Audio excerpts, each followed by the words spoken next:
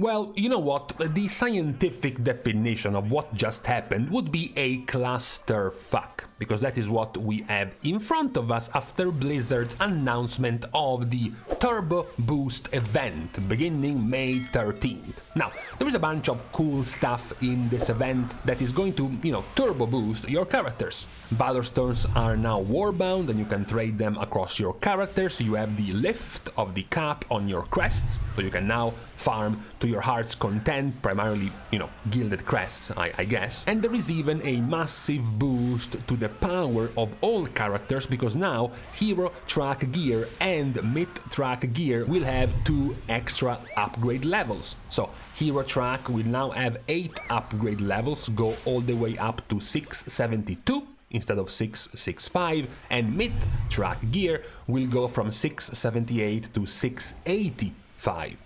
On top of this, as you are wondering, hold on a second, now my crafted gear is stuck at 675, it's now much weaker in comparison. There is also going to be an augmentation matrix you can use to recraft your gear up to 681 item level.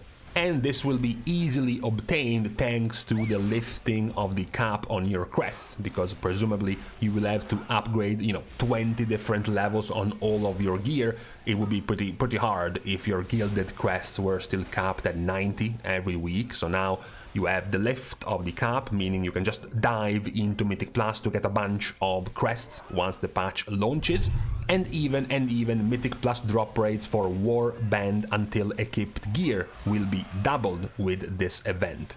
All of this is cool, all of this is nice additions. However, where we have gotten the uprising, the revolt of the player base is in something else, is in the announcement of, finally, the puzzling cartel chips, also commonly known as the Dinar system, the vendor to get your best in slot item, which we thought was going to come out in patch 11.1 because it was part of the Renown system of the raid, coming out 1 dinar at Renown 17, the second dinar at Renown 19. This was pulled from the Renown faction to a later date. Now we know the date.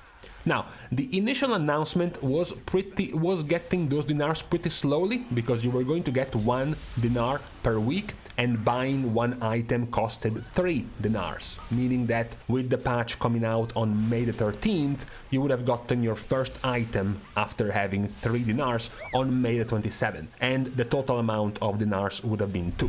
In just a few hours, there was a pretty quick course correction from Blizzard. They changed. Now you get 3 dinars on your very first quest on May the 13th, and then you get 1 dinar per week. So now you're gonna have 3 dinars total. You can buy 3 different items, and the first item will come immediately on May the 13th. So now you have 3 best in slot items total you can pick. For example, 2 trinkets and a ring, for example, House of Cards, Magzi trinket, and Juster Diamond, right? For example, that's what you can buy. So for now, up to now, all very good. We can sort of complain that the dinar is still coming somewhat late in the patch, but overall it's kind of nice, even with all of the other improvements to the gear, increasing the item level and whatnot. Is gonna also make the raid easier, Mythic Plus being able to push higher key levels, etc, etc.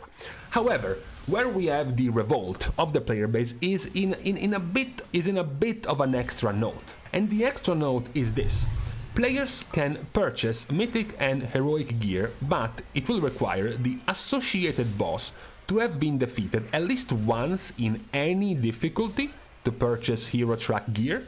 So this is good. It means that even if you're doing only LFR, for example, you can still buy the hero track version of the item. So you are a non-raider, just go clear LFR once and you can buy a hero track House of Cards, right? That's still good.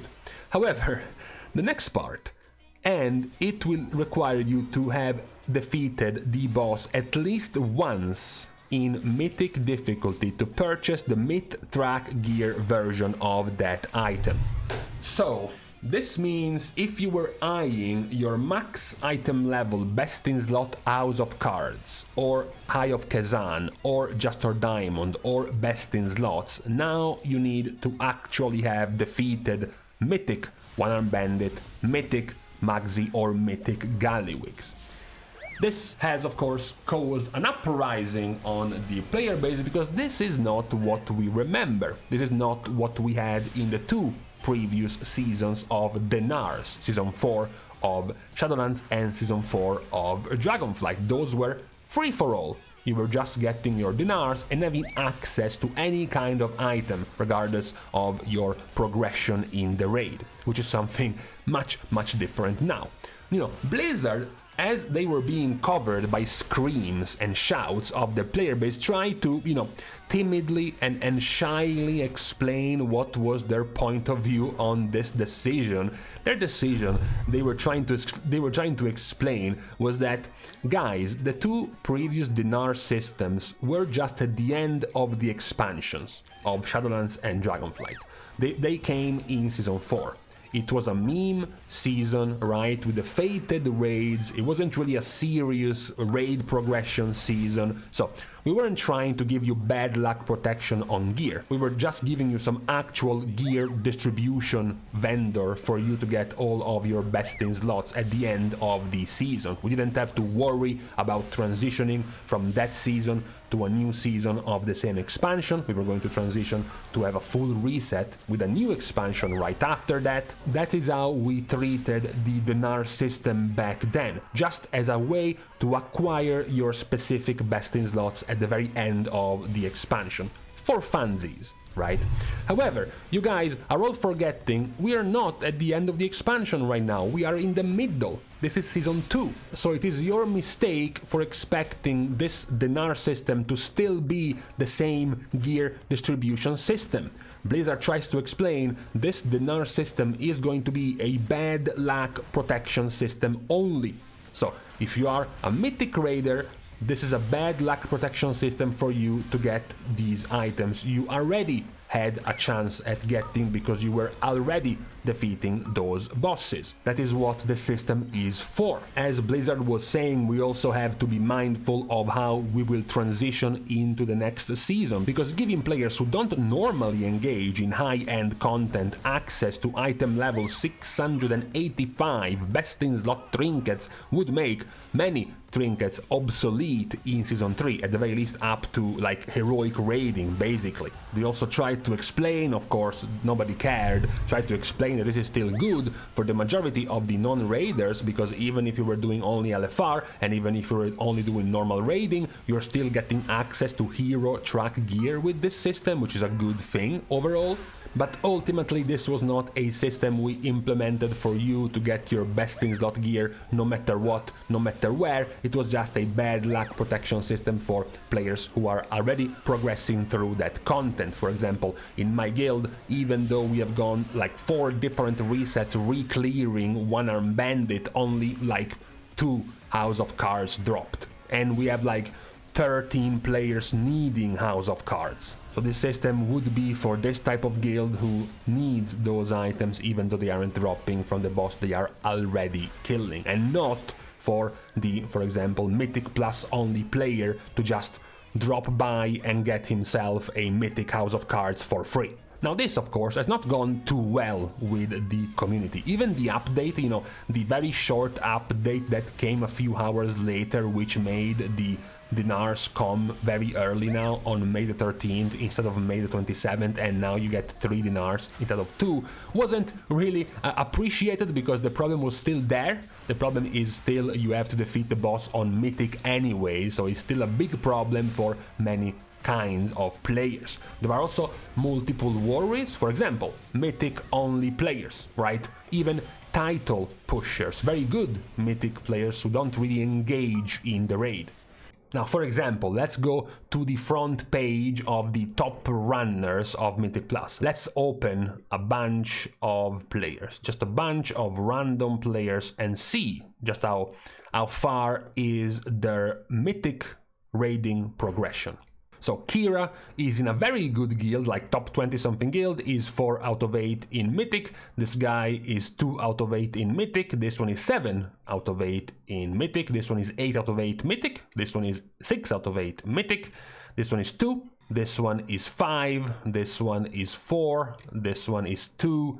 this one is 5, this one is 7, this one is 6, and this one is 8 out of 8 mythic. So about 50 or so % of these top key runners are actually getting to the bosses that will drop these items they need from, for example, the Dinar vendor. But the other half isn't. Now, obviously, also there are players who have been saying, but this doesn't matter too much because, for example, if you take one of the meta specs, like, for example, Balanced Druid, and even if you count some patchwork for AoE, which is what you want to do in Mythic Plus, you will see that House of Cards from 665 to 678, so from Hero Track, max item level, to Myth Track, max item level, is 0.9% of your damage. So is this really what is going to make a key timed 0.9% more damage on a trinket? Possibly not, but it still feels unfair. One of the possible solutions many players asked for is, why is this only for the raid? Why isn't there an equivalent for Mythic Plus? For example, if you have completed plus 15 or so keys. After all, look at the average completion of Mythic Plus dungeons. Even just completing all keys at 15 puts you into the 0.5% of the Mythic Plus player base. After all, sure, House of Cards or the Moxie Jug are best in slot trinkets, but others like the Carved Blazicon Wax from Darkflame Cleft or the Signet of the Priory from Priory are still some of the very powerful trinkets you can get. So if you had a vendor also from Mythic Plus, also for these trinkets, at the very least, Mythic Plus players would be able to get an equivalent reward for their efforts in Mythic Plus, similar to the ones for Raid, right? The other question is the question about boosting, because now, of course, there is a massive increase, a massive encouragement for the boosting of the last 3 bosses, right? Because now, even for example, if you are a Mythic Plus only player, one of the better possible options for you would be to very simply buy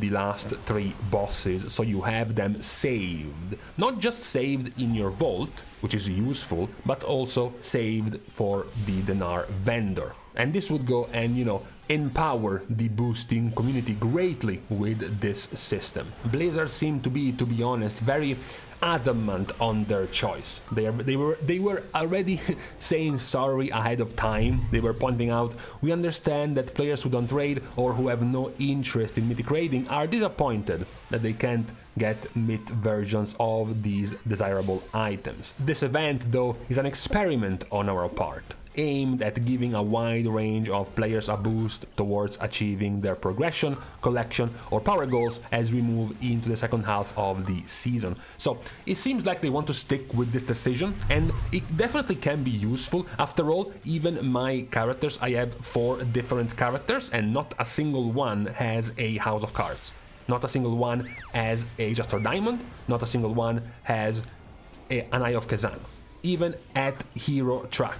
So technically speaking, even getting one of these in Hero Track versions from the Dinar vendor would actually still be good for my character. And talking about multiple characters, there is also the other questions about the, for now, assumption that this kind of kills on bosses required will actually be on a character by character basis. So it won't be shared across your Warbound, like, hey, I got this scuffed kill on my main on one-arm bandit, and now every one of my alts will have access to the one-arm bandit loot on the Dinar vendor. It won't work like that. It will work just like your vault. Your vault is, if you have killed a certain boss in that difficulty, it will be available in your vault as rewards, but only on that character. So this will be the same thing. So you won't be able to do much like in the previous versions of this Dinar, have your scuffed alts also get some, mid track level, good level gear to get them boosted up in gear and in power, because they still have to get into the raid and actually kill those bosses. ultimately, you can ultimately see both sides. The side that was expecting this to be the same Dinar version of the two previous versions. So freebie loot for everyone, no effort required, literally, you know, complete the weekly whatever quest and then show up to the vendor and get your max item level best in slot reward and be done with it. And then the other side, which points out that the two previous versions of the Dinar were at the end of the expansion, in Season 4, in a meme season, not halfway through Season 2 of the expansion. So the version and the purpose of the Dinar this time around is different, is not for acquiring gear and collecting your best in slot chase items, but rather as a form of bad luck protection for the content you were already doing. So obviously mid-track gear rewards is the content done by Mythic raiders. I can see both sides of the argument. What I do, however, still think would still be best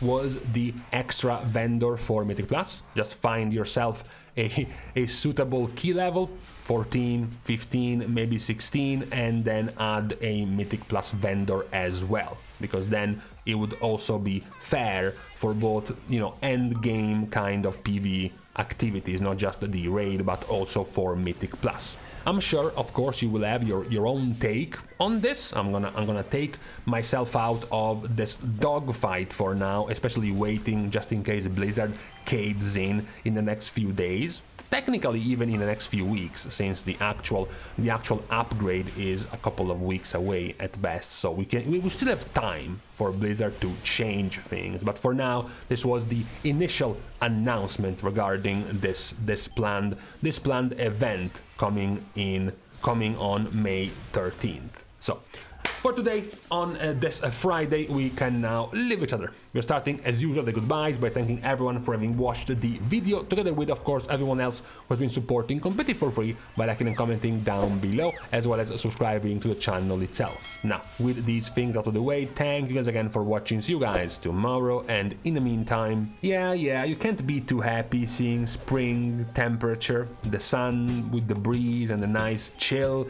when you remember this is when flies start appearing.